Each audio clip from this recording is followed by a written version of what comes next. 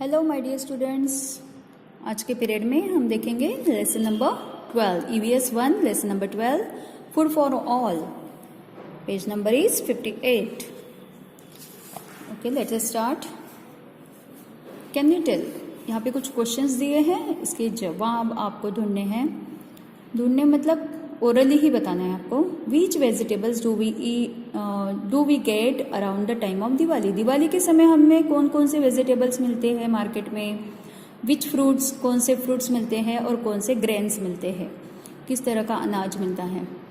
What are the seasons for jowar, bajra, rice, mangoes, oranges and jackfruit. Jowar, bajra, rice, mango, oranges, jackfruit, ये कौन से season में मिलता है? ये समर में मिलता है ना, तो आपको ये ढूंढना है। ऑरेंजेस कब मिलते, मैंगोज कब मिलते हैं। मैंगो समर में मिलता है ना। और ऑरेंजेस जो है थोड़ा अक्टूबर नवंबर के आसपास मिलता है ना। तो हम ऑब्जर्व करके हम लिख सकते हैं ये। Which parts of plants do we use as food. Plants के कौन से पार्ट्स हम फूड के लिए यूज़ कर सकते हैं। जैसे पत्ते होते हैं, है ना, उसका रूट होता है, वो भी फूड में। कुछ कुछ प्लांट्स जो है उसका रूट हम खाते हैं। तो नाउ लेट्स स्टार्ट। ये आंसर्स आप ढूंढ लोगे, ठीक है। Agriculture, agricultural seasons. अब देखिए, एग्रीकल्चर के भी सीजन होते हैं, यानी खेती जो है किसी पर्टिकुलर चीज़ को उगाना है, तो उसके लिए जो क्लाइमेट ज़रूरी है वो क्लाइमेट के हिसाब से उसको उगाया जाता है, उसको प्रोड्यूस किया जाता है। तो एग्रीकल्चर के सीजन्स कौन से होते हैं, कौन से सीजन में क्या उगाया जाता है, खेती किस चीज़ की जाती है। We get food from plants, for that purpose we sow grains in fields and plant fruit trees in orchards. अब देखिए, हमें फूड की ज़रूरत होती है, हमारा एक बेसिक नीड है फूड, यानी, है ना। Food is our basic need, हमारी ज़रूरत है। और उसके लिए हम क्या करते हैं, ग्रेन्स जो है यानी अनाज के दाने जो होते हैं वो हम ज़मीन में बोते हैं। And plant fruit trees in orchards, और बगीचे होते हैं ना, फ्रूट्स के भी बगीचे होते हैं, फ्रूट्स के जो पेड़ होते हैं उसके बगीचे होते हैं, वो हम लगाते हैं पेड़, ताकि हमें फ्रूट्स मिल सके। About 60% of the land of our country is in use for agriculture. हमारे कंट्री के यानी हमारे भारत देश के 60% लैंड जो है, यानी पूरे ज़मीन में से 60% हिस्सा जो है वो एग्रीकल्चर के लिए यूज़ होता है। There are 2 main agricultural seasons in our country. 2 season होते हैं एग्रीकल्चर के, 2 सीज़न होते हैं। वैसे इन जनरल जो सीज़न हम बोलते हैं ना, समर, विंटर, रेनी सीजन, ये 3 सीज़न है हमारे, लेकिन एग्रीकल्चर में 2 सीज़न होते हैं। The season from June to October is called kharif season. ये जो है जून टू अक्टूबर, जून से लेकर अक्टूबर तक का जो पीरियड होता है वो होता है खरीफ सीज़न, उसको बोलते हैं। In this season the crops are watered mainly by the rain. इस सीज़न में बारिश होती है और इसीलिए पेड़ जो भी खेत होता है, खेत में पानी देने की ज़रूरत नहीं पड़ती है, पानी अपने आप बारिश के कारण मिल जाता है। The season from October to March is rabi season. इसको रबी सीज़न बोलते हैं, अक्टूबर से लेकर मार्च तक। और जून से लेकर अक्टूबर कौन सा होता है, खरीफ होता है। ये याद रखना है आपको, अंडरलाइन किया करो जो भी इंपॉर्टेंट पॉइंट्स होते हैं। In this season rain water that has soaked into the soil, the retreating monsoons and dew are the sources of water for the crops। अब देखिए, यहाँ पे तो बारिश होती है खरीफ सीजन में, वो तो अपने आप उनको पानी मिल जाता है ना। लेकिन अक्टूबर टू मार्च पानी नहीं रहता है, बारिश नहीं रहती है, तो क्या होता है, हमें क्या करना पड़ता है, ज़मीन के अंदर जो पानी जाता है रेनी सीजन में, उस पानी को हमें यूज़ करना होता है। और दूसरी बात, जो ड्यू आते हैं, ड्यू यानी क्या बोलेंगे उसको, ओस आती है ना, ओस की बूंदी दिखती है घास के ऊपर, पत्तों के ऊपर, पेड़ के ऊपर आपको दिखाई देती होंगे, तो वो पानी जो है वो क्रॉप्स को मिलता है। In addition some crops are grown from March to June. और कुछ क्रॉप्स ऐसे होते हैं जो मार्च से लेकर जून तक होते हैं। These are called summer crops. Season 2 ही है, लेकिन ये जो छूटे हैं ना दिन, मार्च से लेकर जून तक का पीरियड जो छूट गया है वो होता है समर क्रॉप्स वाला। ठीक है। नाउ एग्रीकल्चरल वर्क, किसान जो है वो खेत में क्या काम करता है, तो हम ये देखेंगे कि फार्मर एक्चुअली क्या क्या काम करता है।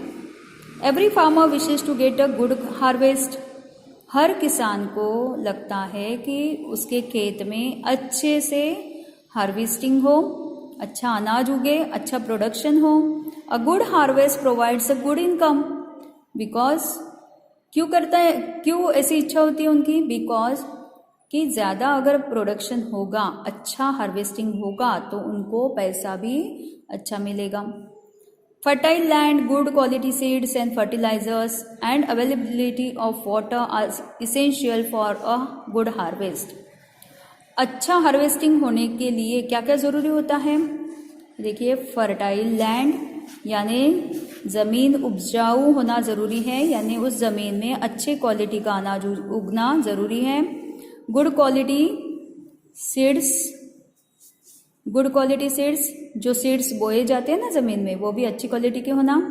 फर्टिलाइजर्स, फर्टिलाइजर्स यानी खाद जो होता है ज़मीन में डाला जाता है, पेड़ों को खाद डाला जाता है ना, वो होता है fertilizers. And availability of water, पानी कितना अवेलेबल है, ये सब चीज़ें ज़रूरी होती हैं। It is also necessary to carry out the task of tilling the land. Land को क्या बोलते हैं, प्लव से, प्लव यानी क्या बोलेंगे वो, ज़मीन को खोदने के लिए वो टूल यूज़ होता है ना, बैल बांधे जाते हैं उसको, ये देखिए यहाँ पे दिख रहे हैं, है ना। तो उससे खुदाई जो होती है ज़मीन की, ये देखो बैल है ना, ये लेके जा रहे हैं, बैल काम करते हुए नजर आ रहे हैं ना।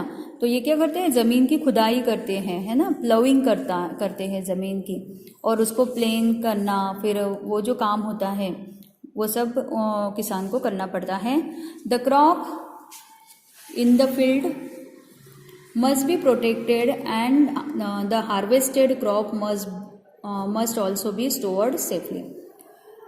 जो फील्ड में अनाज उगता है वो उसका प्रोटेक्शन करना भी ज़रूरी है, क्योंकि वो ख़राब हो सकता है ना। हमारे घर में तो हम 1 किलो दाल जो है, या थोड़ा बहुत हम जो 1 ही बोरा अनाज लाते हैं घर में, तो वो ख़राब हो जाता है।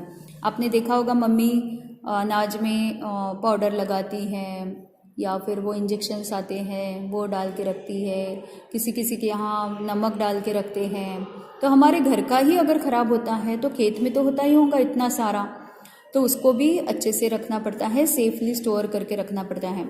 All of these processes are important, ये बहुत ज़रूरी होता है। The population of our country is increasing and still the needs of all the people are being met. अभी क्या हो रहा है, हमारे इंडिया की पॉपुलेशन जो है वो बहुत ज़्यादा बढ़ चुकी है। पॉपुलेशन यानी लोक संख्या, जनसंख्या बहुत ज़्यादा है, तो सबके लिए फूड अवेलेबल कराना ये बहुत बड़ी बात होती है, बहुत बड़ा काम होता है, और ये काम कौन करता है, किसान करता है। This has been possible because of modern improved methods of agriculture. अब इतने सारी जनता के लिए खाना प्रोड्यूस करना, ये करने के लिए नई नई टेक्निक्स, नए नए मेथड्स यूज़ होते हैं। पुराने ज़माने में ये सब अवेलेबल नहीं था, लेकिन अभी सब कुछ अवेलेबल है, तो उस मेथड्स के ज़रिए एग्रीकल्चर अभी किया जाता है। ट्रेडिशनल एग्रीकल्चर, ट्रेडिशनल यानी पुराने ज़माने से जो जिस तरह से खेती करते आए हैं उसे बोलते हैं ट्रेडिशनल एग्रीकल्चर।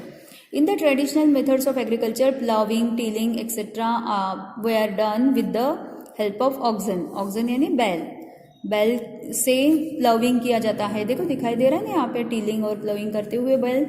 तो ये पहले पुराने ज़माने में होता था। A mott, a used leather bag driven with the help of a oxen, was used to draw water from the well. एक बहुत बड़ा लेदर का बैग रहता था, वो बैग यूज़ करते थे पानी निकालने के लिए। पानी कहाँ से निकाला जाता था, कुएं में से, कुएं में से पानी निकालने के लिए लेदर का बैग यूज़ होता था। और उस लेदर की बैग को खींचने के लिए किसका उपयोग होता था? ऑक्सन यानी बैलों का। Harvesting, threshing etcetera was done by the members of farmers family themselves with the help of oxen. फिर हार्वेस्टिंग करना, थ्रेशिंग करना, ये सब काम भी मेंबर्स जो है फैमिली के वो बैल की मदद से करते थे। However farmers now carry out all this task with the help of machines. अभी बहुत सारी मशीन बन गई है एग्रीकल्चर में, बहुत अभी इजी वे से एग्रीकल्चर किया जाता है। बहुत सारी सेवाएं जो है, बहुत सारी चीज़ें जो है, टूल्स है वो अवेलेबल हो चुकी हैं मार्केट में। और खेती करने के लिए जो किसान को इजी हो, ऐसी बहुत सी मेथड्स अभी टेक्निक्स जो है वो डेवलप हो चुकी हैं, जिसके ज़रिए किसान आसानी से खेती कर सकता है। Improved methods of agriculture. अभी देखिए ट्रेडिशनल हमने देखा कि किस तरह से होता था, अभी इम्प्रूवमेंट कैसे हुई यानी डेवलपमेंट कैसे हुई है। Earlier it was customary to preserve the seeds of one harvest for sowing in the next season. पहले ऐसे था कि जो सीड्स बोए जाते थे अनाज में, तो वो जो उगता था उसमें से ही कुछ अनाज निकाल के रखा जाता था ताकि नेक्स्ट ईयर उसको फिर से बोया जाए।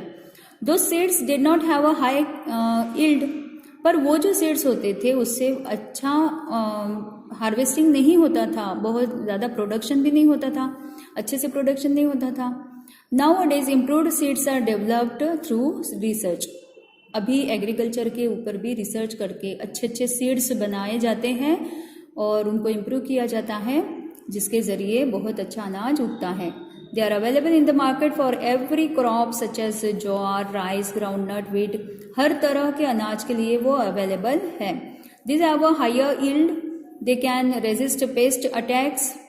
अब ये सीड्स ऐसे होते हैं कि जो पेस्ट यानी जैसे चूहे होते हैं खेत में, या स्नेक्स होते हैं, या और कोई जो क्रिएचर्स होते हैं जो क्या बोलेंगे क्रॉप्स को खाते हैं या ख़राब करते हैं, तो सड़ाने का काम करते हैं, तो उससे बचने के लिए भी ये सीड्स जो है वो बहुत यूज़फुल होते हैं, उनको वो अट्रैक्ट होने नहीं देते। Some varieties become ripe for harvesting in a short period of time, while some give a high yield even with a low water supply. कुछ ऐसी वेराइटी होती हैं जो जल्दी जल्दी पकता भी हैं, जैसे फ्रूट को लेकर है, तो बहुत जल्दी फ्रूट जो है बहुत जल्दी पक जाते हैं और मार्केट में जल्दी आ भी जाते हैं, और जिनको कम पानी भी लगता है। तो इस तरह की मेथड और इस तरह के नई नई चीज़ें जो है किसान के लिए उपलब्ध किए जाते हैं। मॉडर्न मेथड्स ऑफ इरिगेशन यानी पानी देने का जो होता है ना, बड़े बड़े पाइप्स लगे रहते हैं और शॉवर टाइप लगाया रहता है, आपने देखा होगा खेत में, तो पानी देने का जो होता है उसका मेथड क्या होता है। Crops grow well if they are watered at the right time. सही समय पे पानी मिलना भी ज़रूरी है। बहुत ज़्यादा पानी भी दे देंगे तो कुछ नहीं होगा। जिस समय जितना पानी देना ज़रूरी है किसी भी क्रॉप्स को, उतना ही मिलना चाहिए। बहुत ज़्यादा देंगे तो भी वो ख़राब होगा और नहीं देंगे तो भी ख़राब होगा। तो उसका कुछ क्वांटिटी होती है, उस क्वांटिटी के हिसाब से, और उसका कुछ समय भी होता है, उस समय के हिसाब से ही पानी देना पड़ता है। Water from rivers, lakes and wells is use for irrigation in addition to rain water. Rain water के साथ साथ रिवर का, लेक्स यानी तालाब का पानी या कुएं का पानी भी यूज़ होता है। Greater quantities of water are store by building dams and bunds on rivers to obstruct the flow of water downstream. और बहुत ज़्यादा पानी जो है बहुत बड़े बड़े डैम और बांध कर बनाए जाते हैं रिवर के ऊपर। आपने देखा होगा डैम होता है जिससे पानी का फ्लो जो है वो to obstruct the flow of water downstream, यानी वो पानी बह के चला ना जाए, इसलिए इस तरह के डैम बनाए जाते हैं ताकि वो पानी जो है खेत में काम में आए। This also helps to raise the level of ground water. और इससे क्या होता है, ग्राउंड वाटर यानी ज़मीन के अंदर का जो पानी है उसका लेवल बढ़ने को भी हेल्प होती है। Crops were traditionally watered through canals. अब पुराने ज़माने में कैनल्स बने रहते थे जिसके ज़रिए पानी दिया जाता था। However, much water from the canals is lost due to evaporation and seepage into the ground. पर ये जो कैनल्स रहते थे उसमें क्या होता था, पानी इवेपोरेट हो जाता था. इवेपोरेट होना यानी क्या होता है, धूप के कारण पानी की भाप जो बनती है उसे क्या बोलते हैं, इवेपोरेशन. पानी की भाप बनती है उसे बोलते हैं इवेपोरेशन. ठीक है. और सीपेज यानी ज़मीन के अंदर पानी एब्सॉर्ब जो होता है उसे बोलते हैं सीपेज. तो क्या होता था, उसके कारण पानी मतलब ख़त्म हो जाता था. Now certain improved methods of irrigation are used which provide enough water to the plants and at the same time help to save a lot of water. अब नई टेक्निक से क्या हुआ है, इरिगेशन का नया टेक्निक जो है उसके ज़रिए क्या होता है, प्लांट्स को भी सही मात्रा में पानी मिलता है और पानी सेव भी होता है, यानी पानी वेस्ट नहीं होता. Drip irrigation and sprinkle irrigation are two of this modern methods. इसमें दो तरह के इरिगेशन होते हैं, ड्रिप इरिगेशन और स्प्रिंकल इरिगेशन. अब ये क्या है, ये आगे दिया है अपने को, देखेंगे. ये देखिए ड्रिप इरिगेशन. अब यहाँ पे क्या होता है, ये जो पाइप है ना इसमें से उसको होल होता है जगह जगह पे और उसके ज़रिए बूंद बूंद पानी वहाँ से गिरता है ज़मीन में और इस तरह से पानी का सप्लाई होता है. और ये देखिए यहाँ पे स्प्रिंकल इरिगेशन दिख रहा है. मैंने बोला था ना फवारे होते हैं, फाउंटेन की तरह लगाए हुए रहते हैं खेत में, तो ये भी स्प्रिंकल इरिगेशन है, इससे भी पानी बचता है. The drip irrigation method makes use of pipes with holes. ये जो यहाँ मैंने बताया ना, ये पाइप है, इसको होल्स रहते हैं जगह जगह पे और वो होल से थोड़ा थोड़ा पानी नीचे गिरता रहता है और इस तरह से पानी भी मिलता है प्लांट को और पानी बचता भी है, ज़्यादा पानी वेस्ट नहीं होता. इसी तरह स्प्रिंकल इरिगेशन से भी पानी सेव कर सकते हैं हम. This ensures that the required amount of water drips only near the plants. इससे क्या होता है, जहाँ पे प्लांट्स है वहीं पे पानी जाता है, क्योंकि ऐसे पाइप से छोड़ देंगे तो पानी वेस्ट जाएगा और बहुत सारा पानी जाएगा उसमें. इसलिए इस तरह से दो मेथड्स यूज़ किए जाते हैं. दस full use is made of the available water. इस तरह से जो भी पानी अवेलेबल है उसमें अच्छे से उपयोग कर सकते हैं. Sprinkle irrigation makes use of sprinklers of different sizes that spray water directly on plants. ये जो स्प्रिंकल इरिगेशन होता है इसमें अलग अलग तरह के स्प्रिंकलर्स यूज़ करते हैं. ये स्प्रिंकलर्स है, उससे डिस्टेंस कवर कितना हो रहा है, यानी उसके अंदर कुछ टेक्निक होती है जिसके ज़रिए वो पानी जो है सिर्फ प्लांट्स के ऊपर ही गिरता है. तो इस तरह से पानी बचाया जा सकता है, बचाया जाता है. ठीक है, तो ये हो गया हमारा इस लेसन का पार्ट 1. यहाँ हम स्टॉप करते हैं वीडियो और मिलते हैं नेक्स्ट वीडियो में. Till then you have to read the lesson, understand the lesson. अगर कुछ समझ में नहीं आता है तो मुझे आप जैसे कमेंट करके बता सकते हो. ठीक है, thank you, have a nice day, bye.